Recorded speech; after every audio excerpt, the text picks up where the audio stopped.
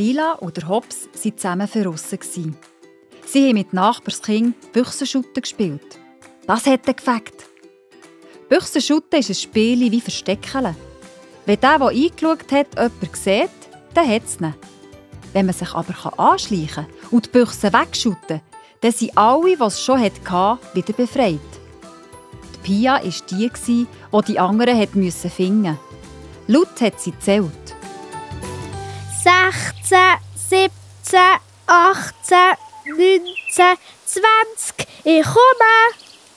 Sie hat angefangen zu suchen und hat schon gleich ihren kleinen Bruder gefunden, der sich gerne ein bisschen lustig versteckt.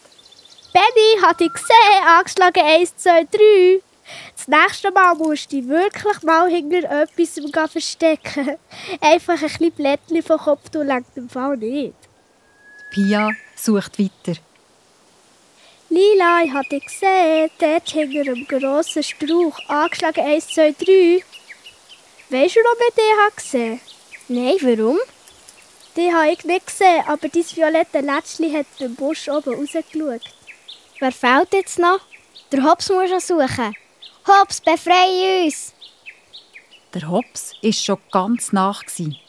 Ganz aufgeregt war er, aber mucksmäuschenstill. Als Pia ihm den Rücken zugetragen hat und in die andere Richtung gelaufen ist er aus seinem Versteck rausgekommen und ist angefangen loszusäckeln. Hops, du schaffst es! Schnell, gib Gas! Der Hops kommt säckeln. Er gibt alles. Zieht auf und will an die Büchse schütten. Stopp, Hops! Das ist nicht Büchse! Da war es schon zu spät.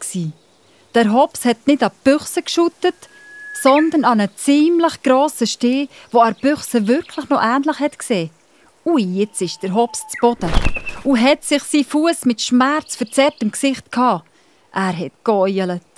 Aua! Au! Das tut so weh, der blöde Stein. Da kann aber der Stein nichts dafür. Aua! Aua! Komm, zeig mir deinen Fuß. Nicht ankommen, gell? Nur mal schauen. Ich passe auf. Ui, da wird er geschwollen. Ich habe Verband im Säckchen. Mutti gibt mir immer so etwas mit. Und sagt aber, man weiss ja nie. Super, Pia, danke.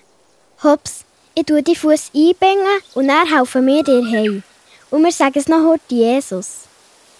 Jesus, du siehst den Unfall vom Hops und kennst seine Verletzung. Mach doch, dass sein Fuß schnell wieder gesund wird und wir wieder zusammen spielen können. Amen. Amen und danke, Lila.